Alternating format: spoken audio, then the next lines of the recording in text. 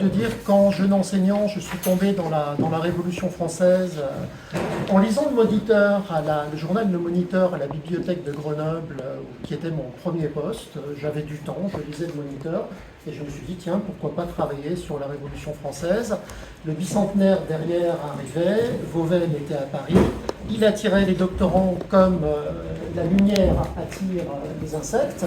Je suis allé le voir et je suis tombé dans la Révolution française, donc il y a à peu près 40 ans. Et ensuite, Philippe Lebas, je l'ai rencontré bien sûr quand j'ai travaillé pendant presque 10 ans sur un livre destiné à faire une synthèse sur les représentants du peuple en mission.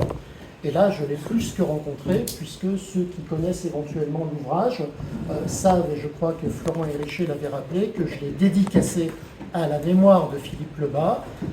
D'une part parce qu'à l'époque j'enseignais dans le Pas-de-Calais, ce n'était pas une raison suffisante, et surtout parce que j'avais été vraiment très impressionné par son choix de se suicider au petit matin du 10 Thermidor, et de se suicider par raison uniquement de ses affinités électives, donc son amitié avec Robespierre et Saint-Just, bien sûr, et aussi le fait que la situation lui paraissait perdue à ce moment-là de la nuit du 9 au 10 Thermidor, et qu'il appliquait très simplement la devise, la fière devise de l'époque, la liberté ou la mort.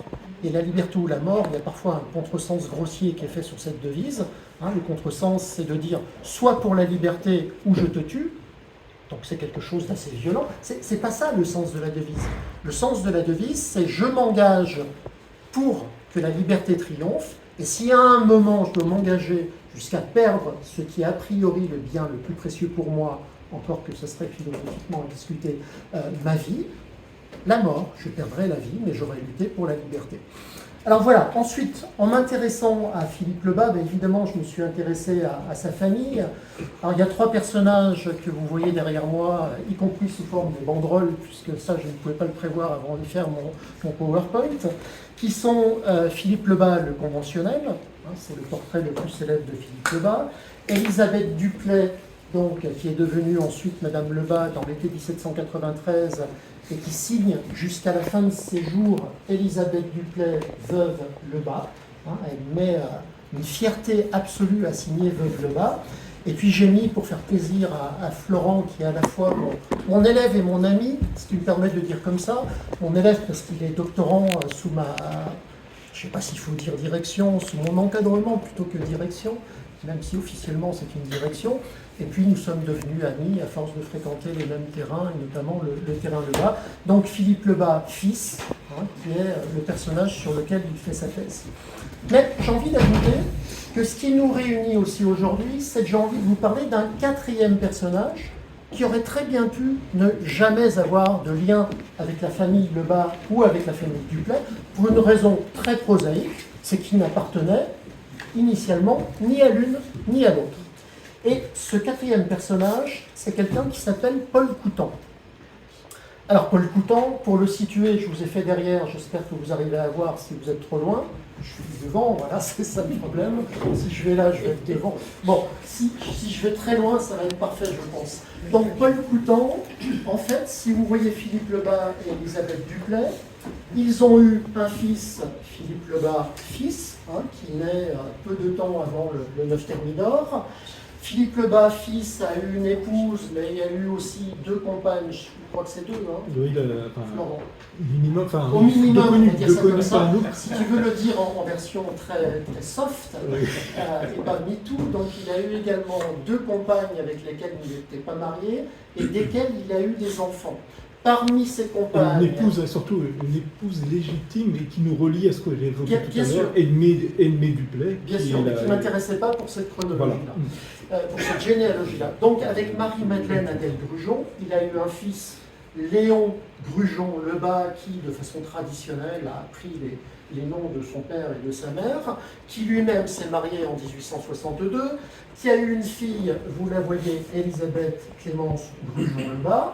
Et c'est là que nous arrivons à Paul Coutan, cette Élisabeth Clémence Grujon Lebas, en 1888, et la date n'est pas complètement innocente, On est à 1 an du centenaire de la Révolution française. Alors, ça n'est pas pour ça qu'ils se marient, hein, qu'on s'entende bien. Mais c'est 1 an avant le centenaire de la Révolution française. C'est Élisabeth Clémence Brujon-Lebas. Elle épouse un Étienne Joseph Paul Coutan, qui par ailleurs écrit en tant qu'auteur sous un pseudonyme, sous le pseudonyme de Stéphane Paul.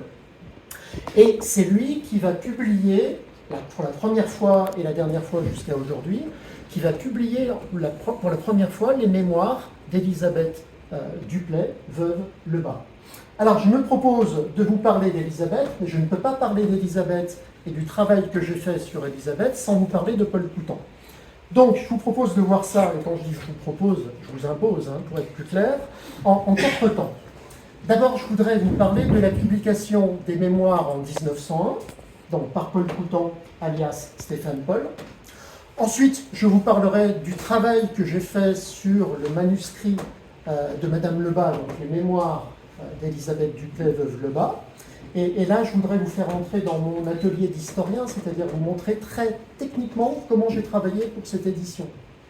Bon, je vais peut-être m'expliquer tout de suite en 2 mots. En 1901, l'édition par Paul Coutan, il n'y a pas une note, à part une, où il dit les femmes de cette époque n'écrivaient pas très bien, elles n'étaient pas géniales en littérature. Enfin, en gros, il s'excuse de publier ça, parce qu'à ses yeux, c'est de la petite littérature un peu larmoyante, mais il n'y a pas de note. Donc ce n'est pas une édition critique. Et depuis 1901, il n'y en avait pas eu d'autres non plus. C'est ce qui m'a attiré, évidemment. Et pour tout vous dire, au départ, je pensais même faire autour de Robespierre une édition croisée qui aurait été une grande première, des mémoires d'Élisabeth et des fameux mémoires de Charlotte Robespierre, donc la sœur de Robespierre. Je m'étais dit ça comme objectif au départ, sachant que les mémoires de Charlotte Robespierre, là, il n'y a pas eu qu'une édition, hein, elles ont été éditées, rééditées, rééditées et encore rééditées. Simplement, elles n'ont jamais été éditées avec un vrai appareil critique. Ce que j'entends par appareil critique, ce sont des notes faites sur la base des archives, sur la base des sources, etc. Ça n'existe pas. Tous ceux qui ont réédité les mémoires de Charlotte, y compris Jean-Clément Martin, qui prendra la parole cet après-midi à Arras, chez d'autres amis de Robespierre, ceux-là, tous ceux qui ont réédité les mémoires se sont contentés d'une préface, de quelques pages, et puis les mémoires sans commentaire. Alors là, je peux vous expliquer pourquoi. Hein. C'est que si on fait un travail d'annotation critique sur des mémoires, on y passe un certain temps. Si on fait 10 pages d'introduction sur un texte de mémoire et qu'on ne fait pas de notes, moi je vous le fais dans la semaine. Hein. Les mémoires, la notation, là, des mémoires d'Élisabeth, ça m'a pris 1 an, pour être clair. Donc il n'y a pas le même travail. Et comme les mémoires de Charlotte étaient plus connues, étaient éditées, rééditées, rééditées, je me suis dit, je vais commencer par Élisabeth. Et en commençant par Élisabeth, je n'en suis plus jamais sorti. C'est-à-dire qu'au bout d'un moment, je me suis dit, mais j'en ai rien à faire. Pardon pour les Robespierrophiles, je n'en ai rien à faire des mémoires de Charlotte Robespierre. Ça, c'est beaucoup plus intéressant, c'est beaucoup plus neuf. Et je vais travailler uniquement là-dessus, parce que ça pose entre autres des questions politiques clés. Et je vous dirai lesquelles tout à l'heure.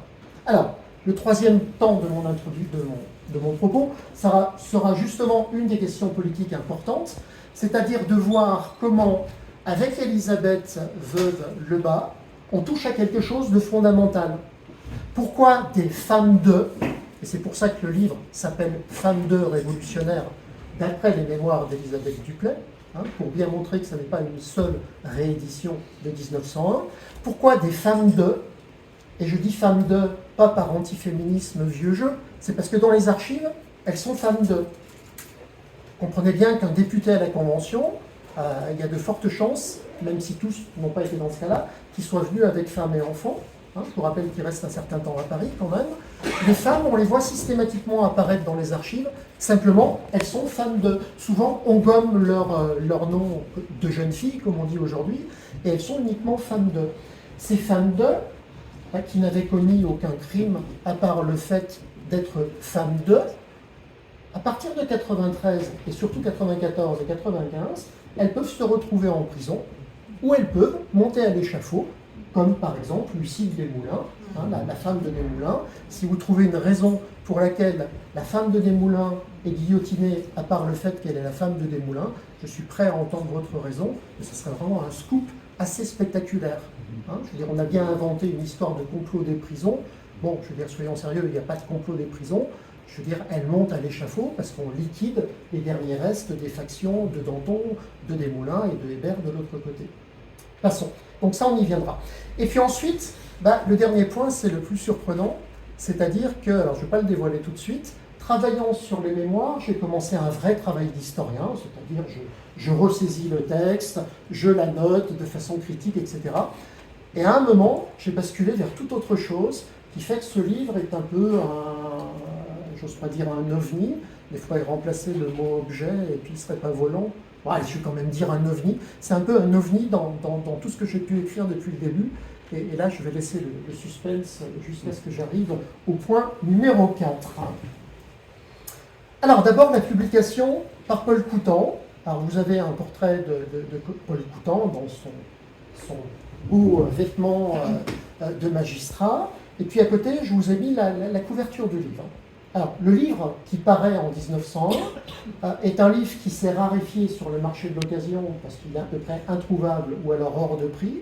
J'ai fini par mettre la main dessus parce que je voulais, comme on en parlait tout à l'heure, pour ceux qui étaient là, je voulais le toucher. Je veux dire, bien sûr que le numérique, bien sûr qu'Internet m'a facilité ma vie d'historien, puisque parfois je trouve des sources simplement en restant dans mon bureau au lieu d'aller à la BNF, aux Archives nationales. Bon, mais ceci dit, toucher, sentir, pouvoir feuilleter, ça n'est pas le même plaisir, ça n'est pas la même chose. Donc j'ai fini par le trouver, et malheureusement pour moi, par le trouver chez un vendeur d'anciens qui était à Perugia, à Pérouse, en Italie. Jusqu'à là, tout allait bien parce qu'il ne savait pas ce que c'était et qu'il ne me le vendait pas très cher.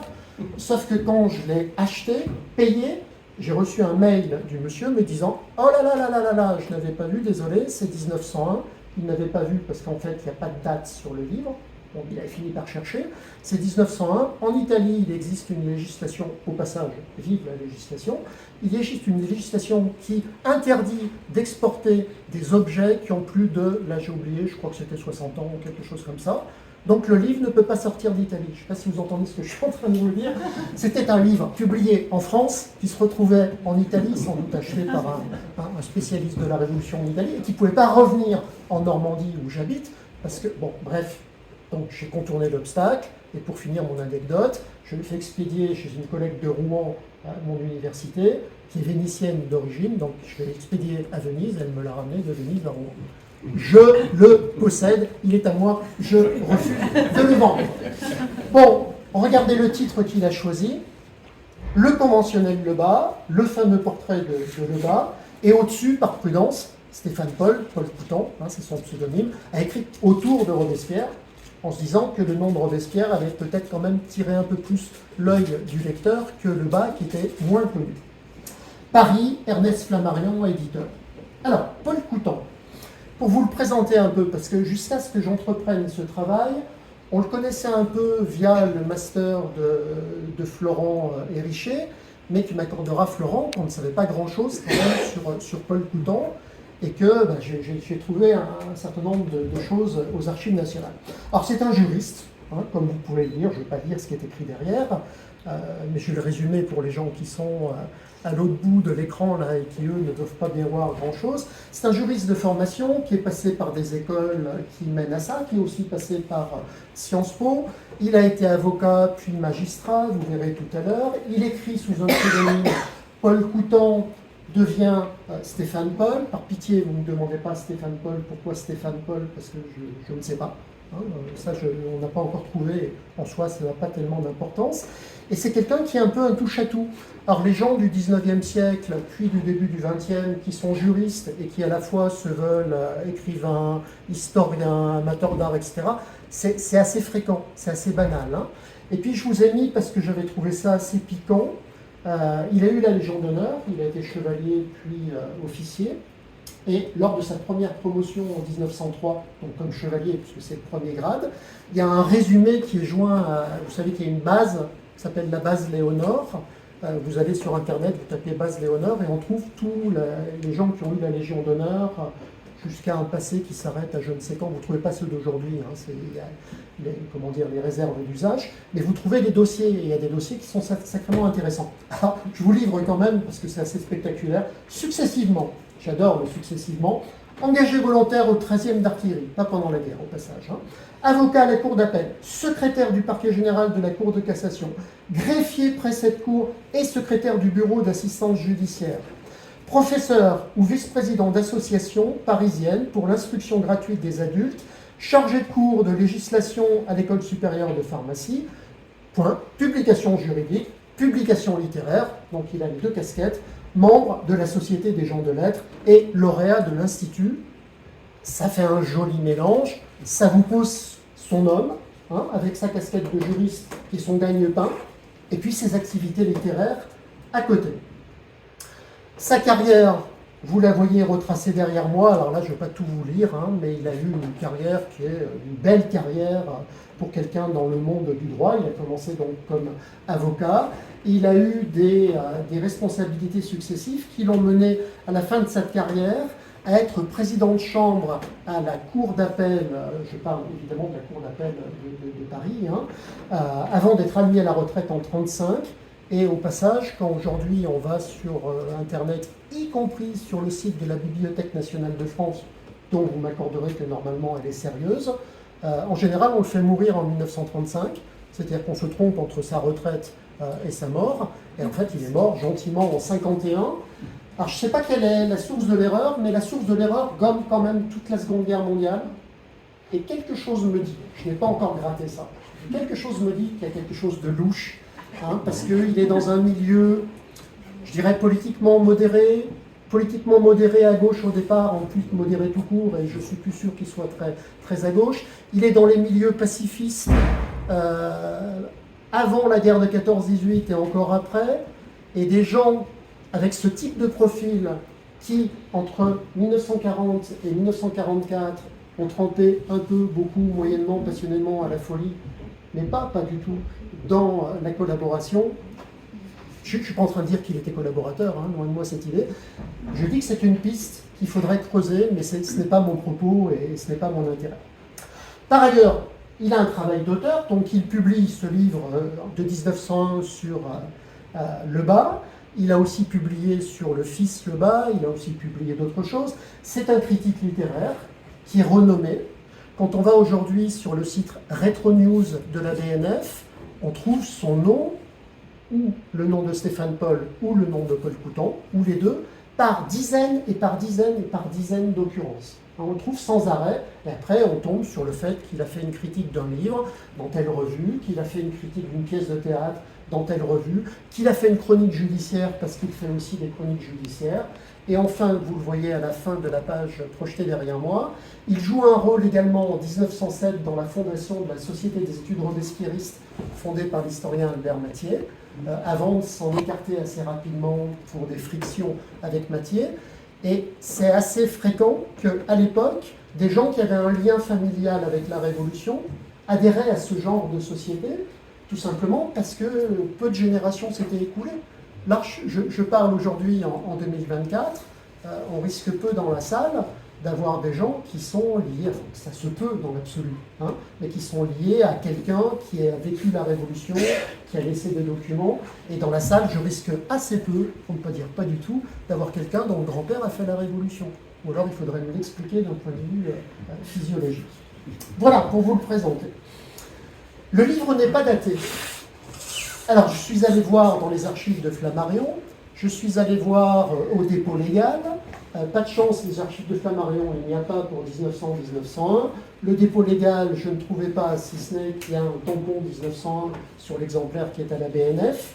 La préface qu'il rédige, il la rédige en novembre 1900 et il la dédicace à ses deux filles.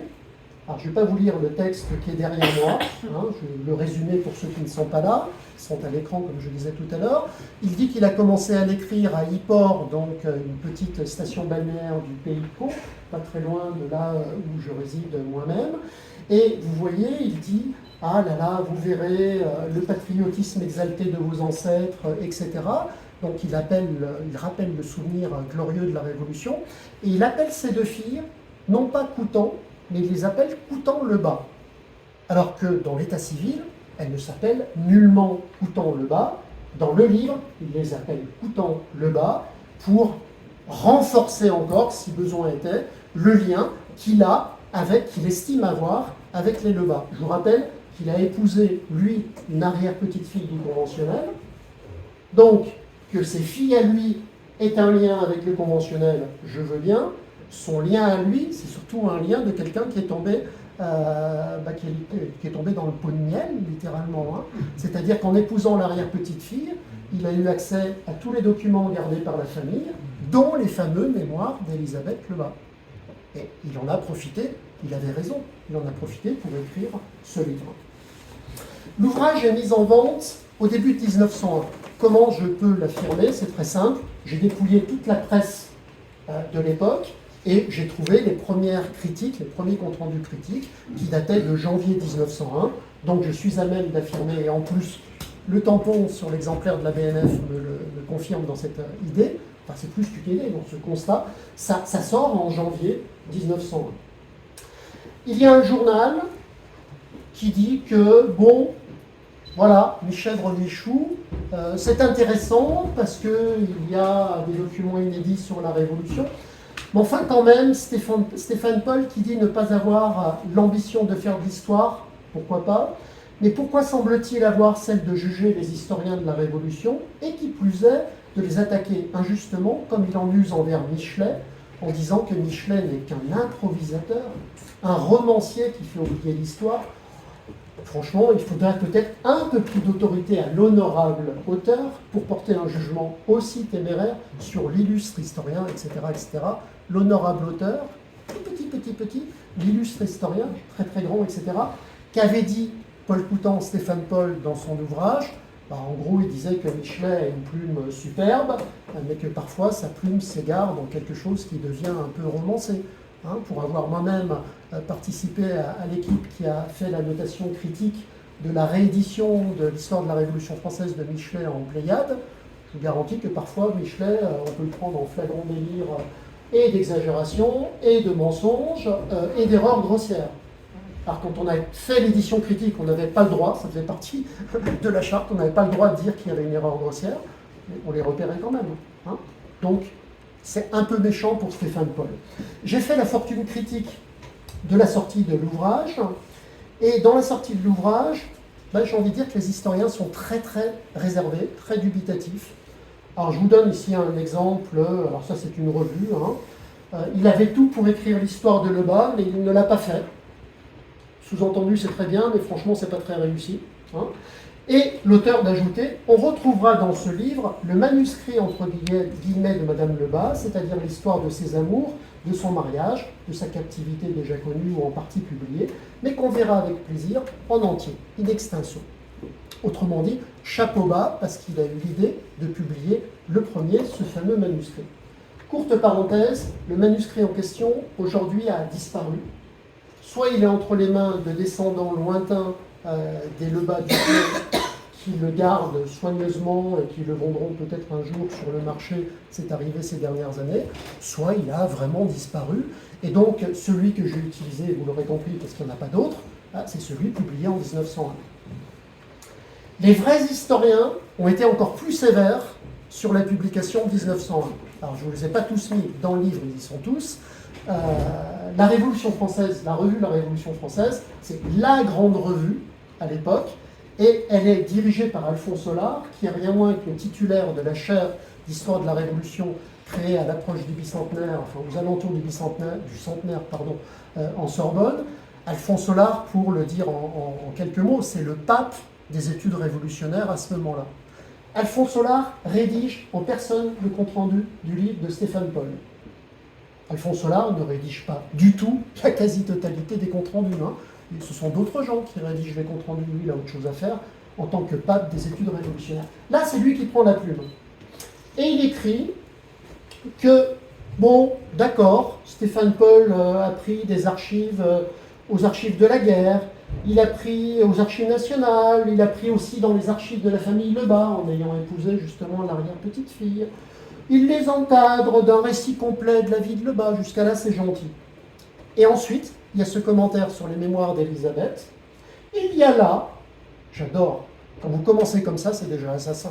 Il y a là un manuscrit de Madame Veuve Lebas, née Duplay, qu'Ernest Hamel avait souvent cité, que M. Stéphane Paul publie, rigueur oblige, de la page 102 à la page 151. Souvenirs d'amour, souvenirs de mariage, ce sont des confidences d'ordre privé qui ont peu d'intérêt historique. Alors, désolé pour les mannes du vieux Hollard, du vieil Hollard, mais à quelques temps de distance, moi je peux vous dire de façon très très lapidaire et assassiner à mon tour ce qu'il a fait, c'est-à-dire qu'il a parcouru le livre, il a parcouru les mémoires, et c'est surtout pas donné la peine d'aller essayer de faire ce que j'ai fait pendant un an, c'est-à-dire de annoter scientifiquement les mémoires, parce qu'il avait d'autres chats à fouetter, il avait plein d'autres chantiers, donc il a rejeté en disant c'est du larmoyant. En plus, c'est un écrit de femme, soyons sérieux. Un écrit de femme un peu larmoyant, on ne va pas s'attarder sur ce genre de choses. Qu'est-ce que c'est que l'histoire de Hamel?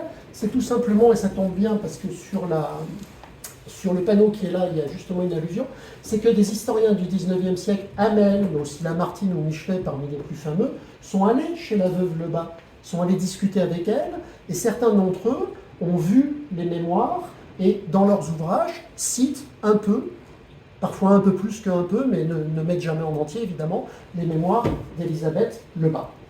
Voilà, pour la présentation, en quelques mots de l'écoutant Stéphane Paul, qui, bis repetita, n'est pas n'importe qui, et là je vous ai fait court, dans l'ouvrage qui est là, vous trouverez bien plus d'informations. Alors maintenant, ce manuscrit de Madame Lebas, publié en 1901, qu'est-ce que j'en ai fait? Autrement dit, quelle a été ma méthode? C'est là que vous allez commencer à rentrer avec moi, non pas dans la vie d'Élisabeth Lebas, parce que je me suis dit que je n'allais pas vous raconter la vie d'Élisabeth Duplay-Lebas, même si après je pourrais répondre évidemment aux questions, hein, mais comment j'ai travaillé là-dessus? Ça, c'est le manuscrit publié par Stéphane Paul. J'aurais pu, dans l'absolu, vive l'informatique, je veux dire, l'océriser, c'est comme ça qu'on dit? C'est-à-dire passer directement du texte ici, reconnu par un scanner, et pof, il le transforme en Word. Je ne me suis pas hasardé à ce genre de choses, parce que ça commet encore quand même des erreurs ça et là, même s'il n'y en a plus beaucoup. Et donc, mon premier travail, ça a été, très prosaïquement, de le ressaisir. Donc j'ai ressaisi en entier le texte des mémoires. Comment je me suis débrouillé? Je vais être simple. J'ai fait du scientifique un tout petit peu laxiste. C'est-à-dire que si à un moment, il y avait une grossière erreur de ponctuation, et les virgules au XIXe siècle, par exemple, ne sont pas les virgules qu'on utilise aujourd'hui, hein, ponctuellement, j'ai parfois changé un tout petit peu. En revanche, quand il y avait des erreurs sur les noms, à un moment, il y a un conventionnel qui s'appelle Bourdon, et c'est un joli lapsus, soit d'elle, soit de Stéphane Paul, là je suis incapable de répondre évidemment, le Bourdon se transforme en Bourbon, ce qui est quand même un peu gênant pour un conventionnel, parce que la famille n'est pas tout à fait la même. Hein. Donc j'ai ressaisi, et vous l'aurez compris, j'ai corrigé, mais de façon très très limitée, et je n'ai surtout pas corrigé les erreurs. Alors voilà, le texte commence comme ça, c'est vraiment le tout début des mémoires. Ce texte-là, l'annoter, c'est prendre par exemple les deux premières lignes. Ce fut le jour où Marat fut porté en triomphe à l'Assemblée, que je vis mon bien-aimé Philippe Lebas pour la première fois. Il faut forcément une note sur Philippe Lebas, il faut forcément une note sur Marat, et il faut forcément une note sur qu'est-ce que c'est que ce jour. Vous imaginez, j'ai fait que 2 lignes. Hein. Exemple, sans les lire, exemple d'annotation sur Lebas, je me suis contenté du minimum, parce que là, il y avait le problème après de l'édition. Hein, quand vous avez une édition et que vous exigez de l'éditeur qu'il vous mette les notes en bas de page, si la note en bas de page, je ne sais pas si vous allez voir de loin, prend ceci, l'éditeur ne tique pas de souci, c'est banal. Si la note de bas de page prend tout ça et qu'il y a 4 lignes en haut, l'éditeur vous passe un coup de fil ou un mail un peu plus assassin en vous disant ça ne se fait pas vraiment de mettre juste une ligne de texte et puis une page entière de notes. Là, j'étais d'une fermeté absolument digne d'un Saint-Just, par exemple, et je dis non mais pas question, je veux les notes en bas de page. Donc, Qu'est-ce que ça signifie pour revenir à ce qui est derrière moi là? Ça signifie que je me suis quand même limité dans les notes. Je n'allais pas faire un livre de biographie de Philippe Lebas, je faisais une note sur Philippe Lebas. Hein, donc je vous laisse la découvrir. Et puis évidemment, quand il y avait besoin de le faire, ce qui est le cas ici tout en bas, je faisais un renvoi à un ouvrage ou à un article fondamental pour le lecteur qui souhaiterait aller plus loin sur la biographie de Philippe Lebas. Sur Marat, même chose, c'est-à-dire qu'évidemment, je fais une courte présentation de Marat. Le jour où Marat sort du fameux tribunal, là c'est très simple, hein, puisque on a la date, c'est le 24 avril 1793. Après, je me suis posé aussi une autre question. Est-ce que c'est vrai ou est-ce qu'elle invente? Bon, évidemment, je ne peux pas le savoir parce que je ne peux pas me mettre dans la tête, encore que vous verrez tout à l'heure que c'est plus compliqué, mais bon, je garde le suspense du point 4. Je ne peux pas me mettre dans la tête d'une femme de la fin du XVIIIe et du début du XIXe siècle. Est-ce qu'elle a inventé la date pour commencer par un événement clé ou pas? Et j'ai mis dans la note que Stéphane Paul, à un moment, si vous lisez ce qui est derrière moi, en est venu à s'amuser lui-même. C'est lisible là-bas ou pas? Parce que sinon je peux lire. Hein. Il est venu à s'amuser lui-même de cette histoire de date, c'est-à-dire qu'il a fait une pièce qui s'appelle Robespierre, je le bouge un peu comme ça, les gens vont lire à tour de rôle. Il a fait une pièce de théâtre qui s'appelle Robespierre, bon, qui vaut ce qu'elle vaut, c'est-à-dire pas grand-chose. Et dans sa pièce, à un moment, il s'est amusé sur cette date, c'est-à-dire qu'il fait rencontrer Philippe Lebas et Élisabeth Duplay beaucoup plus tôt que le 24 avril. S'il s'est amusé avec ça, qu'est-ce que j'en conclus, moi, historien, revenant là-dessus? C'est qu'il a eu les mêmes doutes que moi, ou que tu as pu avoir aussi, Florent. Rien ne permet d'affirmer que c'est pile le 24 avril qu'elle a rencontré Philippe Lebas. J'ai envie d'ajouter, et alors? La belle affaire. Hein, simplement, c'était à commenter. Si je continue, et que je vous repasse tout ce que je vous ai passé tout à l'heure, moins évidemment la suite, qu'est-ce qu'il faut annoter là-dessus? Je ne reprends pas, ce fut le jour où Marat... Je me trouvais ce jour-là à la Convention. Comment est-ce qu'on peut se trouver à la Convention? Il faut faire une note. L'historien que je suis fait une note sur le fait qu'à la Convention, il y a des tribunes où le public peut venir. Comment est-ce qu'on peut y rentrer? Est-ce qu'on y rentre à certaines séances et pas à d'autres? Il y a une note à faire. Je m'y trouvais avec Charlotte Robespierre, Lebas est venu la saluer. J'ai surligné en jaune pour vous dire quoi? Que là aussi, j'ai nécessairement fait une note. Évidemment, Lebas connaissait Charlotte Robespierre, la sœur de Robespierre. Comment la connaissait-il? Il la connaissait parce qu'il l'avait fréquentée en étant, lui, élu député du Pas-de-Calais. Il l'avait fréquentée dans le Pas-de-Calais, donc à Arras, pour aller plus vite, autour de Maximilien et sans doute surtout d'Augustin Robespierre. Est-ce qu'on peut aller plus loin et dire que Lebas avait des liens plus amicaux avec Charlotte Robespierre du temps d'Arras? Là, écran noir. Je ne peux pas, sauf à trouver une archive. Et là, je suis historien, donc scrupuleux. S'il y a une archive qui atteste quelque chose, je vérifie. Une fois que c'est vérifié, j'admets. Mais c'est tout, je ne vais pas plus loin. Je ne fais pas de l'histoire avec des cycles. Hein. Qui lui a dit que j'étais une des filles de l'hôte de son frère aîné? Tilt, on s'arrête. Qui est l'hôte de son frère aîné? Donc l'hôte de Maximilien Robespierre. C'est le fameux Maurice Duplay, dont Élisabeth est l'une des filles, donc ça nécessite une note sur Maurice Duplay. Il demanda à Charlotte si nous venions souvent à l'Assemblée, traduisée à la Convention, et il dit que tel jour, il y aurait une séance bien intéressante. Alors là, je m'arrête forcément, et j'essaye de savoir, si jamais c'est bien le 24 avril, ce qui n'est pas complètement sûr, vous l'aurez compris, quelle peut être la séance intéressante. J'ai des hypothèses. Il y a une séance où on parle de la Convention, de la Constitution à venir et où Robespierre, Maximilien présente son projet de Constitution. Ça peut être ça, mais c'est pas sûr. Alors il y a quelque chose de plus intéressant pour moi, c'est que Lebas, député, disant à quelqu'un, à quelqu'une en l'occurrence, telle séance, elle sera bien intéressante, qu'est-ce que ça prouve? De façon beaucoup plus terre-à-terre, ça prouve que les ordres du jour fixés à l'avance attirait du public parce qu'on savait que ce jour-là, on allait discuter soit d'un point intéressant, soit de quelque chose qui allait être très troublé, parce que par exemple, Girondins et Montagnards allaient s'affronter. Donc on vient à la Convention, on peut y venir par hasard et s'installer dans les tribunes du public, on peut y venir aussi parce que ce jour-là, il y a quelque chose d'intéressant. Et donc ça appelait commentaire pour moi. Je vous donne, vous me dites si je vais trop vite, hein. Non, ça va? Je vous donne 3 autres exemples de passages à noter, mais là, je n'ai pas surligné pour pas refaire ma démonstration. C'est beaucoup plus loin dans les mémoires. Elle dit à un moment, alors là, on est dans l'intime, hein. On est dans l'intime parce que ces mémoires permettent d'approcher de très près l'intimité, non seulement d'Élisabeth Duplay et de son futur mari, et donc de ses amours, comme disait qui vous le savez maintenant, Aulard, mais ça permet d'approcher aussi l'intimité de Robespierre.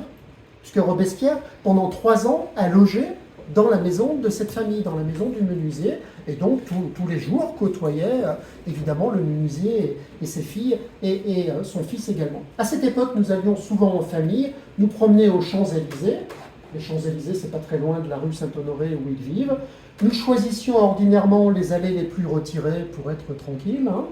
Robespierre nous accompagnait, etc., dans les promenades. Nous passions d'heureux instants. Nous étions entourés de pauvres petits Savoyards que Robespierre se plaisait à voir danser. Il leur donnait de l'argent, il était si bon, il y avait un chien qui l'aimait tant, etc. Stop! Qu'est-ce que je suis allé chercher? Je ne suis pas allé chercher sur le chien parce que lui m'intéresse modérément, encore que ce n'est pas inintéressant en soi. En revanche, qu'est-ce que c'est que cette histoire? D'abord, pourquoi les Champs-Élysées? Est-ce qu'on se promène aux Champs-Élysées? Est-ce que c'est fermé la nuit? Bon, bref, il y a une note à faire. D'où viennent les Champs-Élysées? Hein, ce ne sont pas les Champs-Élysées d'aujourd'hui, évidemment. Et ensuite, qu'est-ce que c'est que cette histoire de pauvres petits Savoyards? Et alors là, j'avais ouvert une mine, et donc du coup, il y a une note forcément très intéressante aussi, c'est que les Savoyards, je ne sais pas si certains le voient arriver, ce sont les fameux ramoneurs, hein. Ce sont les petits ramoneurs qui venaient de Savoie. Alors, il n'y avait pas que des petits, mais il y avait des grands aussi, mais c'est surtout les petits. Pourquoi les petits? Parce qu'ils passaient dans les conduits, ils descendaient dans les conduits. Et alors Louis-Sébastien Mercier, qui a fait un écrit sur Paris qui est absolument passionnant, et que du coup, le tableau de Paris, hein, pour le citer, que je cite moi-même en note, a un commentaire sur les petits Savoyards qui est affreux, parce qu'en gros, il parle de leurs conditions de travail et de leur espérance de vie, même s'il ne l'écrit pas comme ça, et c'est tragique. Hein. Et alors, qu'est-ce que c'est que l'histoire de les voir danser? C'est qu'on sait, source à l'appui, que, en fait, pour gagner quelques sous en plus, ils faisaient des danses, alors des danses venues de Savoie qui paraissaient exotiques à des Parisiens. Ils faisaient de la musique, ils avaient souvent des petites vielles, ou alors ils montraient des marmottes. Souvent ils se baladaient avec une marmotte et puis ils faisaient faire des tours à la marmotte. Je continue. Le soir, au retour de la promenade, Robespierre nous lisait les ouvrages de Corneille, de Voltaire, de Rousseau. Nous l'écoutions en famille avec grand plaisir. Il faisait si bien sentir ce qu'il lisait. Après 1 heure ou 2 de lecture, il se retirait dans sa chambre, etc. Stop, on s'arrête, on commente. Est-ce que dans les livres saisis chez Robespierre après Thermidor, on retrouve les ouvrages en question? En l'occurrence, non. Ça ne veut pas dire qu'il ne les avait pas, surtout vu les auteurs en question. Ensuite, qu'est-ce que c'est que l'histoire de la lecture en famille? C'est un grand classique au XVIIIe siècle. Robespierre, orateur, sachant bien lire, c'est un scoop absolument minable, hein, je veux dire, on le savait déjà. Après 1 heure ou 2 de lecture, là on est quand même très loin par rapport à nos usages aujourd'hui, chacun se retirait dans sa chambre. Ça invite à parler de la chambre de Robespierre, si ce n'est que là, je n'ai pas mis de note parce que je l'avais faite sur un extrait précédent.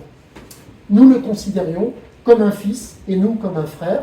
Il fait vraiment partie de la famille. Et là, on a d'autres sources qui l'attestent, qui en attestent, à savoir que Robespierre, vous le savez, était orphelin, hein, de mère presque tout de suite, puis de père. Et plein de témoignages, dont des courriers de Philippe Lebas, le conventionnel, témoignent de ce que, en fait, il avait trouvé là une sorte de famille d'accueil. Donc, il était comme un frère et comme un fils, comme un frère pour les 3 filles et pour le fils Duplay, et comme un fils pour les époux Duplay. Je crois que c'est à peu près facile à saisir.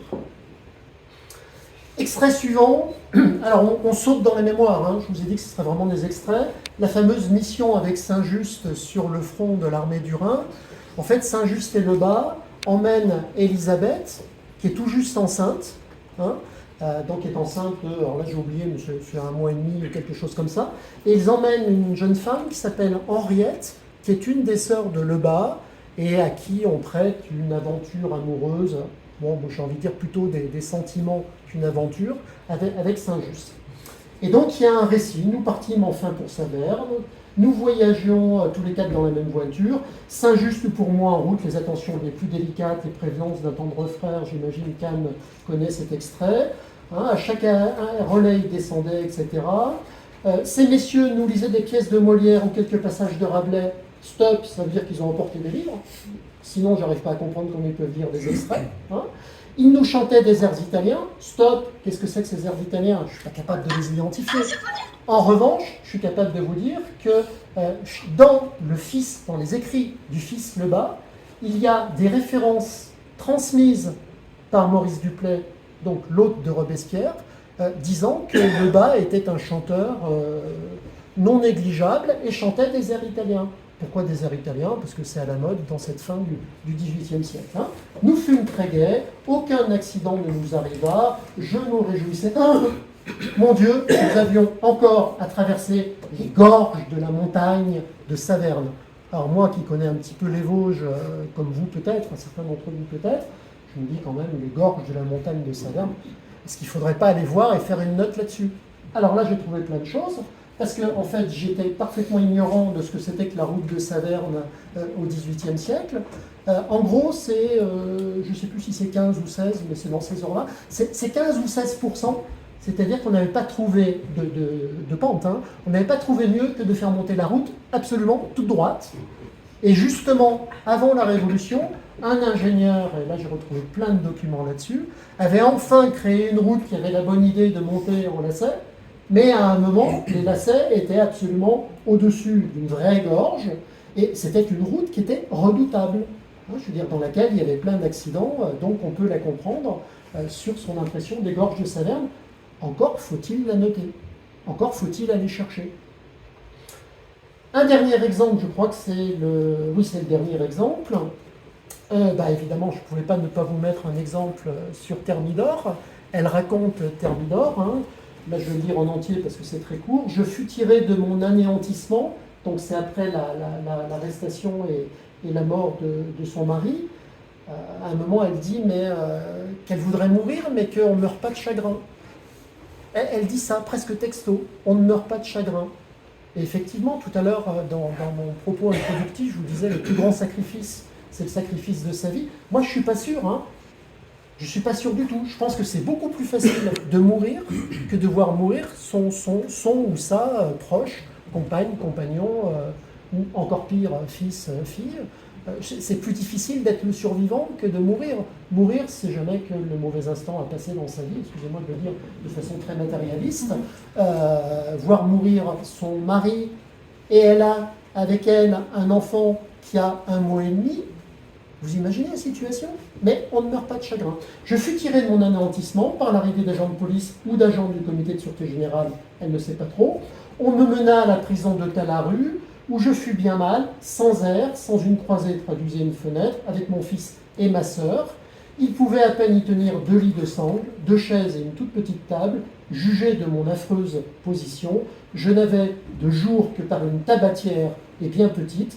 À peine si nous pouvions respirer. J'étais mère de 5 semaines, j'allaitais mon fils, j'avais moins de 21 ans, j'étais privé de presque tout. Je vous ai lu ça en même pas 1 minute, ça m'a pris infiniment plus de temps à noter. Pourquoi? Parce qu'il faut savoir ce que c'est que la prison de Talaru, donc il faut trouver des sources sur la prison de Talaru, qui est une des prisons parisiennes. Il faut savoir évidemment ce que c'est qu'un lit de sangle. Pour le dire en 2 mots, un lit de sangle, c'est l'ancêtre du lit de camp. Hein, c'est-à-dire que ce sont 2 morceaux de bois et avec un morceau de tissu entre deux, donc vraiment l'ancêtre du lit de camp à l'ancienne. Et le lit de sangle, au XVIIIe siècle, ça sert pour les domestiques, et ça sert aussi pour les prisonniers. Les prisonniers, à l'époque, doivent se fournir à l'extérieur du mobilier qu'ils ont en prison. C'est-à-dire que la prison, ce n'est pas un endroit où il y a déjà du mobilier, c'est la famille qui doit payer pour, hein, et qui doit entretenir au passage le prisonnier. Donc l'historien que je suis va chercher ce que c'est qu'un lit de sangle, mais essaye de savoir aussi combien coûte un lit de sangle à l'époque, bref, etc. 2 chaises, une petite table. J'avais de jour par une tabatière, c'est une toute petite fenêtre, ce qu'on appellerait aujourd'hui un Velux pour faire de la pub pour une marque. J'étais mère de 5 semaines. Ah non, il faut rectifier, c'est 6 semaines et pas 5. Elle se trompe dans ses mémoires de vieille femme qui écrit vers 1844. J'avais moins de 21 ans, c'est un autre problème, j'étais privé de presque tout. Voilà, je suis allé très très vite pour ne pas alourdir et parce que j'ai d'autres choses encore à vous dire. Vous voyez comment j'ai travaillé. J'ai pris le texte et à chaque fois qu'il y avait un mot, une phrase, une allusion, j'allais vérifier et j'allais vérifier avec mon vrai travail d'historien, c'est-à-dire sur source et notamment sur documents aux archives. Au passage, c'est là que justement je vais laisser tomber Charlotte Robespierre, hein, parce que quand j'ai eu fini ce travail d'annotation, j'ai pu dire, et je le dis et je le redis et je le redirai tant qu'on me le demandera, qu'à 95%, les mémoires d'Élisabeth sont des mémoires qui sont des mémoires fiables. Alors ça n'empêche pas qu'elle puisse avoir des opinions toutes personnelles qui sont le propre de n'importe quel récit autobiographique. Donc on peut avoir un avis sur un tel, Robespierre était bon, on pourrait dire non, il n'était pas bon, etc. Bon, il y a des avis, mais sur les faits, sur les événements, c'est fiable à 95%. Dans Collard qui disait oh là là, éloignez de moi ce récit larmoyant de femme qui ne raconte que ses amours, son mariage, ça n'a aucun intérêt historique, s'est trompé complètement. Ça a un grand intérêt historique. L'autre intérêt, c'est celui-là. C'est-à-dire, comment, une fois que j'avais présenté, c'est dans l'introduction du livre, hein, Stéphane Paul, donc Paul Coutan, devenu dépositaire d'une mémoire de la Révolution française par mariage, hein, parce qu'il a épousé l'arrière-petite-fille du conventionnel, et j'ai presque envie de dire qu'il a épousé du coup les fonds d'archives et les papiers qui étaient dans la famille, et qu'il les utilisait, que personne ne l'avait fait avant lui à un tel point. Ça pose une question. Comment est-ce qu'on est passé de la suppression des peines infamantes en 1789, je vais vous expliquer après ce que c'est, à des arrestations, des inculpations, voire des exécutions, songez à l'aveu de Camille Desmoulins, de proches de condamnés, notamment de femmes, en 93-95. Que sont d'abord ces peines infamantes? Alors les peines infamantes, c'est quelque chose qui est violemment rejeté au XVIIIe siècle, à tel point que Maximilien Robespierre lui-même avait fait un mémoire contre les peines infamantes, un discours sur les peines infamantes, qui avait eu un prix à Metz en 1784, dans lequel mémoire il disait que le préjugé des peines infamantes, vous le lisez avec moi, hein, c'est un monstre de l'ordre social qui implique l'existence de citoyens garants des crimes d'un autre citoyen. Et puis en 89, dans les cahiers de doléances, on trouve des références aux peines infamantes, alors là, vraiment par dizaines. Je vous ai mis quelques exemples. Hein. On demande qu'on anéantisse pour la famille et pour les enfants les effets résultant du préjugé des peines infamantes. Ou un autre qui parle de l'inconcevable préjugé qui, par une transmission barbare, punit une foule d'innocents du crime d'un seul coupable. Qu'est-ce que c'était que les peines infamantes pour des crimes? C'était des crimes, notamment des crimes de sang, hein, c'est pas un simple vol, bien sûr. C'était le fait que le crime commis par celui qu'on va appeler le criminel entraînait un opprobre, une honte si vous préférez, rejaillissant sur la famille, rejaillissant sur les proches. Alors s'il n'y avait que l'opprobre au sens c'est le frère ou c'est le père ou c'est la sœur du condamné qui a été pendu avant-hier, vite changeons de trottoir parce que l'air respire un peu trop le bourreau, si c'était que ça, on pourrait presque, je n'irais pas jusqu'à dire en rire, mais en sourire jaune, mais en sourire. Non, ça pouvait aller jusqu'à la confiscation des biens. Les confiscations des biens des proches du condamné. Alors il y a des exemples célèbres de ce préjugé. Pensez à l'affaire Calas, si jamais ça vous dit quelque chose, vous verrez, mais là je n'ai pas le temps de m'étendre. Il y a plein d'affaires au XVIIIe siècle où on a ce préjugé. Ça fait partie de ces choses que la justice révolutionnée, et donc révolutionnaire, a changé avec les réflexions sur le nouveau code pénal en 1791. Lors des échanges qui commencent très tôt, ça commence dès 89, un député qui s'appelle Guillotin et qui ne savait pas encore que son nom allait être désespérément, sinistrement célèbre pour la nuit des temps. Vous savez que la guillotine aurait pu s'appeler autrement que guillotine, on l'appelait aussi la Louison à un moment. Il n'y a pas que Guillotin qui a donné son avis sur la guillotine, il y avait 2 médecins notamment, mais passons, c'est lui qui a laissé son nom. Et donc il propose un article, l'article 31, ainsi rédigé: le crime étant personnel, le supplice d'un coupable n'imprimera aucune flétrissure, a fortiori aucune confiscation ou arrestation, à un citoyen de sa famille, à un proche de sa famille. Et l'article d'après, quiconque osera reprocher à un citoyen le supplice d'un de ses proches sera puni de points de suspension. Les points de suspension, c'est simplement qu'on est en train de faire les discussions et qu'il n'a pas encore discuté de la peine qui était prévue. 21 janvier 90, un nouvel article proposé par le même Guillotin. Les délits et les crimes étant personnels, le supplice d'un coupable et les condamnations infamantes quelconques n'impriment aucune flétrissure à sa famille. Là, c'est limpide. Quelqu'un qui est criminel, on ne peut pas poursuivre ses proches.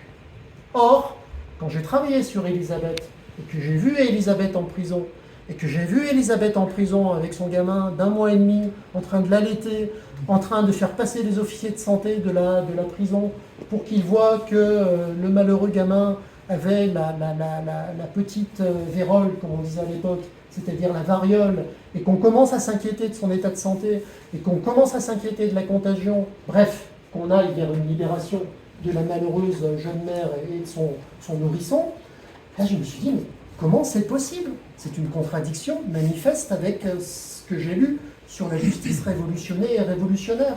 Comment en est-on arrivé là? Alors j'ai trouvé, enfin j'ai une piste, on va dire ça comme ça, avec ces nouveautés que je viens de vous évoquer, en aucun cas des épouses de députés, de représentants du peuple, comme on les appelait, proscrits en 93, 94 ou 95, n'auraient dû être jetés en prison. C'était une violation totale.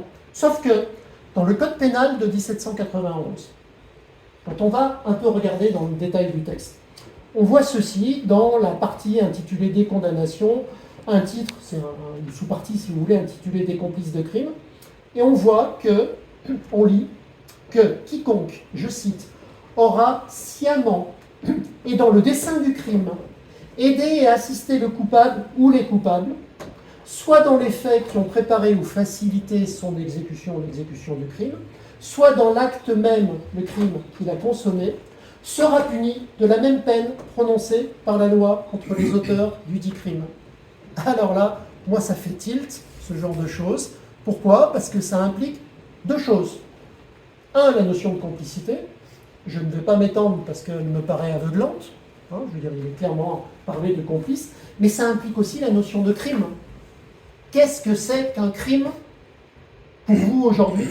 Si je vous demandais, prenez une feuille blanche, écrivez-moi tout ce qui vous passe par la tête pour définir le crime, je ne pense pas qu'on aurait fait le tour de la définition du crime. Qu'est-ce que c'est qu'un crime à l'époque? Est-ce qu'il y a des crimes contre les personnes? Est-ce qu'il y a des crimes contre les biens? Est-ce qu'il y a des crimes contre la propriété? Bon, on ne va pas faire un débat philosophique là-dessus, mais est-ce qu'une opinion politique est criminelle?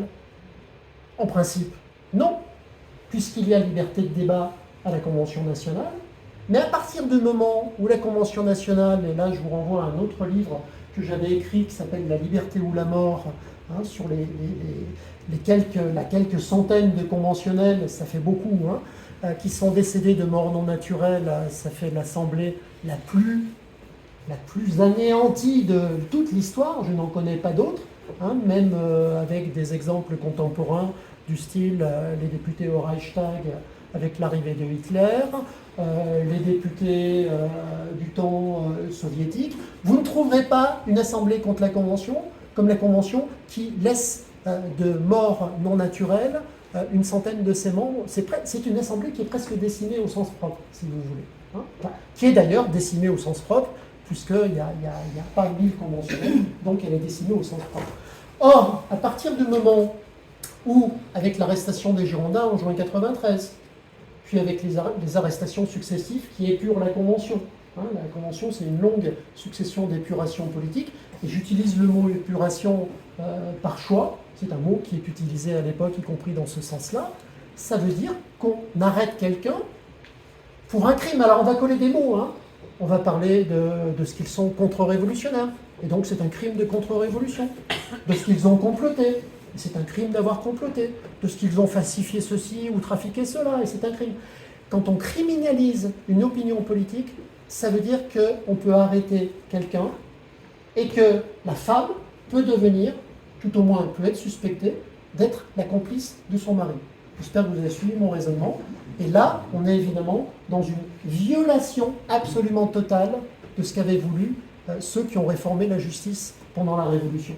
Alors, les archives regorgent de lettres, et Elisabeth en a fait aussi, hein, mais je vous en montre d'autres, de lettres qui disent « mais ça va pas, quoi, je veux dire, pourquoi je suis en prison alors que je n'ai commis aucun crime, à part que le fait de porter tel nom ». Là c'est celle qui se dit la femme de Delaunay. Delaunay, c'est un député qui est exécuté avec Danton. Bon, en fait, de femme, c'est sa maîtresse, elle se prétend sa femme, et la Convention va surtout mettre un point d'honneur à aller chercher si elle est vraiment mariée, quand à un moment il va falloir payer des réparations. Elle écrit « Voilà 5 semaines que je suis détenue dans une prison comme une criminelle », regardez le mot, hein, manquant de linge, d'argent, puisque les scellés sont partout à la maison, chez moi. Il est incroyable que dans le siècle de la liberté, je gémisse captive, ne l'ayant pas mérité. Au reste, si Delaunay, le député, était coupable, choix qui n'est pas possible, elle dit je ne crois pas à sa culpabilité, devrais-je en être la victime? Et là, je souligne, parce que ça veut dire que la maîtresse, prétendue femme de Delaunay, connaît quand même bien le droit. La Convention a décrété que les fautes étaient personnelles, et pourquoi donc me fait-on partager injustement la détention de Delaunay? Elle met le doigt dessus. Je veux dire, on ne saurait pas être plus limpide que cette phrase. Je vous donne un autre exemple, le dernier. Ça, c'est un député qui s'appelle Chabot, qui est en prison. Un des députés qui est exécuté aussi avec Danton. Et il écrit ceci. Il me semble qu'il écrit d'ailleurs directement à Robespierre à ce moment-là. Mais bon, peu importe. Quoi? Je suis poursuivi comme un conspirateur et on arrête tous mes parents et amis. Pareil, j'aurais pu surligner de jaune. Hein. Vous n'avez pas le droit d'arrêter mes parents et amis, même si j'étais un conspirateur. Pourquoi la mort me fuit-elle lorsque je l'appelle? Là, on est dans le lyrisme propre à cette époque. Hein. J'ai assassiné une mère de 80 ans, un père de 85. Je vous rassure, il n'a assassiné personne. Hein. J'ai assassiné parce que je suis en prison, quoi, et qu'ils vont être poursuivis. Et pourquoi? Pour avoir épousé une étrangère de 16 ans.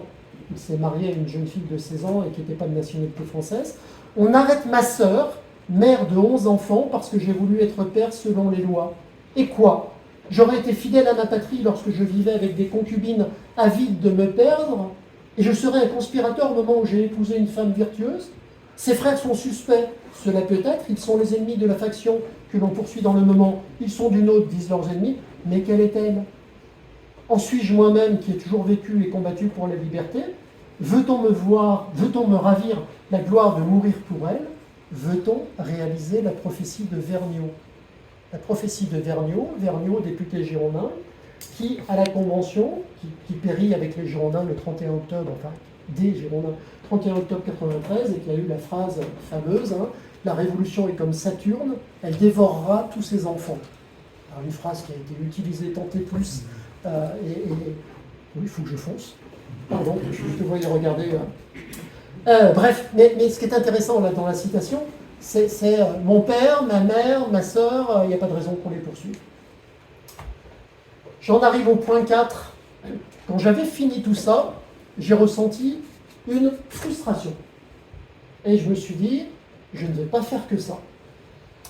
Pourquoi la frustration? Parce que dans les mémoires d'Elisabeth, il y a 3 trous. Son fils lui avait dit, il lui avait demandé d'écrire ses mémoires, et il lui avait dit, tu dois rédiger tes mémoires, parle de ta famille, parle de ta jeunesse. Premier trou, elle commence le jour de Marat sortant du tribunal criminel extraordinaire. Autrement dit, elle commence le 24 avril 93. Elle est née en 73. Il y a un trou de 20 ans. C'est pas un petit trou dans les mémoires quand même. Hein. Deuxième trou, alors celui-là il est plus politique, il y a un trou entre janvier 94 et Thermidor. Alors je ne sais pas du tout, si c'est Stéphane Paul qui s'est dit « Oh là là, il y a des choses trop sulfureuses et je les mets de côté, et je dirais qu'il n'y avait rien », ou si c'est Elisabeth qui n'a pas rédigé à ce moment-là, je crois assez modérément quand même, ou si, autre hypothèse, des feuillets ont été égarés. De toute évidence, il y a un texte, enfin, il y avait un texte du manuscrit et il y avait des feuillets qui étaient joints. Donc qu'un morceau ait été égaré, c'est une possibilité. Et puis il y a un dernier trou sur sa vie, et forcément celle du petit Philippe, donc de Philippe Lebas fils, au-delà du printemps 95. Et là, je me suis dit, mais ça ne va pas, ça ne me va pas. Je ressentais, je ne sais pas si je le fais ressentir depuis que je parle, je ressentais de plus en plus une empathie pour cette femme.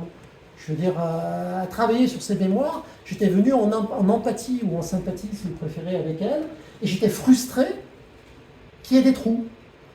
Et je me suis dit, mais bon sang, les sources existent, les archives existent, alors pas surtout, hein, mais les archives existent, on a des témoignages, on a des documents aux archives nationales. Pourquoi est-ce que je ne me lancerai pas dans quelque chose qui est strictement interdit aux historiens, j'espère que vous n'allez pas tomber à la renverse, qui est d'écrire dans les trous. Alors pas d'écrire dans les trous comme un historien qui vient combler dans les trous, alors c'est là que vous risquez de tomber de vos chaises, mais d'écrire à sa place, avec je. Donc d'écrire, et là je pense que je risque de me faire assassiner par les plus féministes des féministes, d'écrire comme une femme de la fin du XVIIIe et du début du XIXe siècle. Donc de transgresser totalement les périodes, les genres et le travail de l'historien. C'est pour ça que je disais que c'est un peu un ovni. Alors j'ai fait un test, c'est-à-dire que je me suis dit, bah, ça pourrait être piquant, et puis par là, pour le coup, ça donnerait une nouvelle vie aux mémoires. J'ai fait un test, une page, hein, très simple. La page, je l'ai soumise uniquement à des femmes. Précaution sublime. Après, j'ai fini par la soumettre à Florent, peut-être au bout d'un moment. Au début, j'ai choisi tout bêtement les femmes qui me sont les plus chères et les plus proches, mon épouse et ma fille. Hein. Puis ensuite, j'ai taillé un peu plus large. Et le retour qui m'en a été fait, et c'était pas du tout pour me faire plaisir, c'est que c'était bluffant et qu'on pourrait vraiment croire que c'est elle qui a écrit. Alors je me suis dit, bah, je vais faire 2 pages, et puis 3, et puis 4. Et je me suis retrouvé à combler les trous.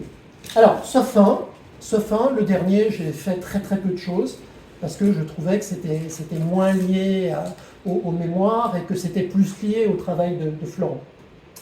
Alors, je vous donne quelques exemples, hein, mais très vite parce que le temps a filé. Voilà, bon, alors sauter le début, hein, de mes premières années, je garde avant tout le souvenir de la vie familiale dans notre maison de la rue Saint-Honoré. Notre père l'avait louée aux religieuses du monastère voisin des Dames de la Conception. Elle touchait au mur même de leur clôture. Je n'invente rien. Les archives montrent ce que c'est que cette maison, qu'elle a été louée aux sœurs d'à côté, etc. Je garde une mémoire vive, alors là, c'est mon imagination, mais je crois que ça correspond. Je garde une mémoire vive des odeurs. Notre père était menuisier et occupait plusieurs employés. Du hangar des ouvriers montait les odeurs du bois, etc. Je pense, j'aime à penser que je ne me trompe pas, je pense qu'elle aurait pu écrire ça. Mais c'est un faux, nous sommes d'accord. Hein, les plus méchants vont dire que j'ai commis un faux en écriture ou une hérésie pour un historien. Deuxième exemple, en novembre, il s'agit de 1791. Voilà l'almanach du père Gérard de Collot d'Herbois dont je parlais à certains tout à l'heure.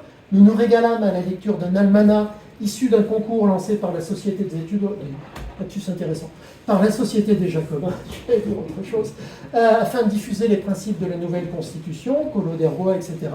Il anima nos soirées, nous en faisions des lectures. Mon petit frère, oui, Jacques, c'est le petit frère, nous en faisait une sorte de représentation théâtrale. Le rôle du brave père Gérard était toujours réservé à notre père. Je pense qu'elle aurait pu écrire ça. Sur le fond, tout est authentifié. Il y a bien un almanach du père Gérard que je connais par cœur, il y a bien un Collot d'Herbois, il y a bien un frère, on peut imaginer des soirées comme ça. Le triomphe de Marat fut pour moi avant tout associé à mes émois amoureux, etc. J'ai encore dans mes vieux papiers jaunis par le temps 2 laissez-passer délivrés à Lebas en 1792. Évidemment, ils existent et je les ai vus. Donc vous voyez comment je récupère les archives et je les réinsère. Je m'amuse toujours de leurs hésitations. Si ces documents s'accordent à lui prêter une taille de 5 pieds 5 pouces et à lui reconnaître des cheveux châtains ainsi qu'un visage ovale, l'un mentionne des yeux gris et l'autre gris-bleu, un nez court un peu retroussé ou un nez élargi, une bouche petite ou moyenne, un menton long ou rond, un front ici large et là décrit comme haut. C'est ce qui est écrit dans les 2 passeports que j'ai eus sous les yeux et que j'imagine qu'elle pouvait avoir sous les yeux avant que ça arrive aux archives. Oh, je le sais bien, c'est elle, hein. Oh, je le sais bien que tes yeux étaient gris-bleu et qu'ils changeaient selon le temps. Je m'y suis plongé avec délice. Oh là, on aurait dit, oh là là, les amours, ça va un moment. Moi, j'aime bien. La naissance de son fils, Je ne vais pas tout vous lire, ça serait trop long. Hein. Notre enfant naquit le 29 avril à 2 h du matin. Bien sûr, c'est dans les archives.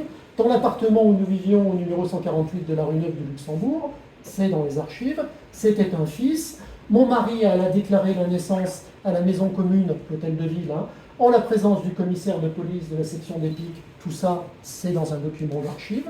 Hein. Il y avait aussi présent, je me suis perdu en cours de route. Oui, il y avait présent ma bonne mère, donc sa mère, c'est comme ça qu'elle l'appelle, hein, donc je reprends j'ai essayé de coller à son vocabulaire, hein, bien sûr. Emmanuel Lal, celui-ci était un ami proche de Philippe, ancien procureur syndic, tout ça on le sait, on connaît le personnage, etc.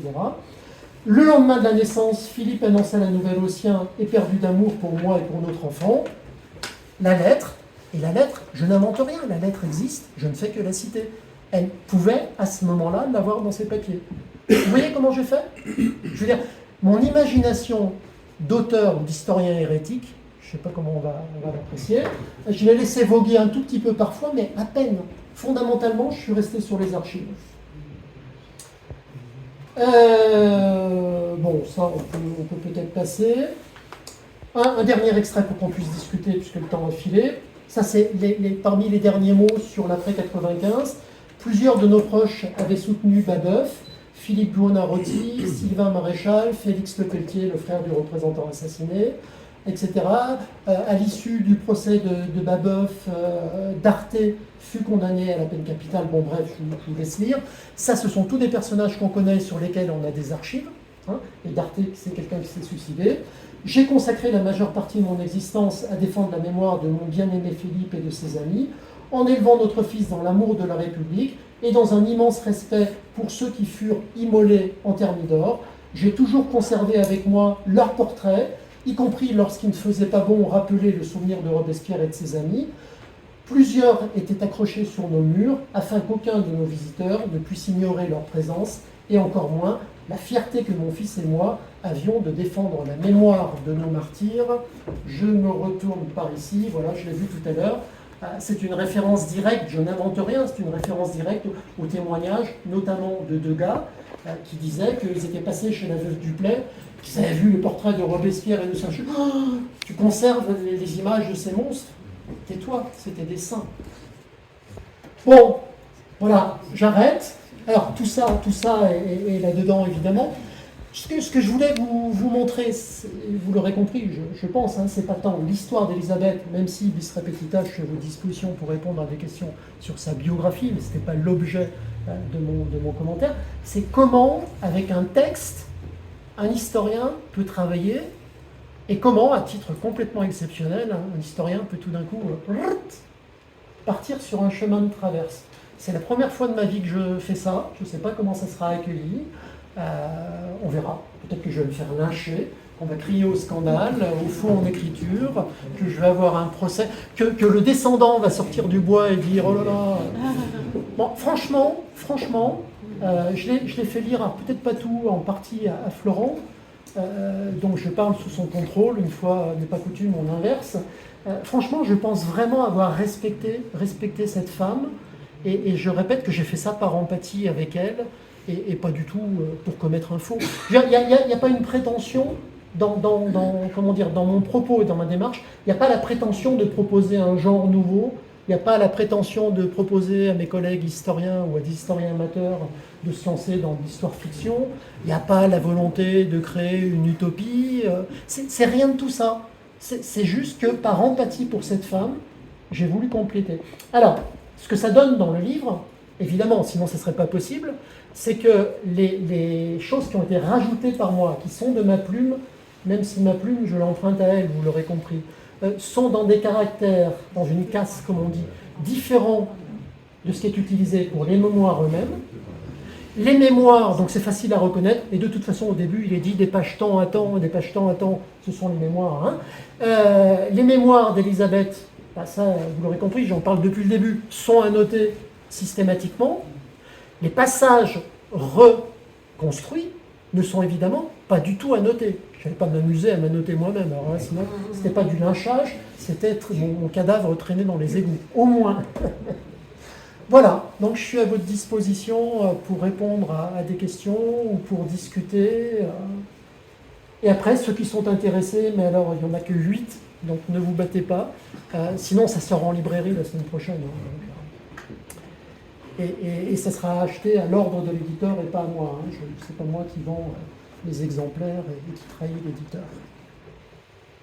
Je vous ai peut-être assommé.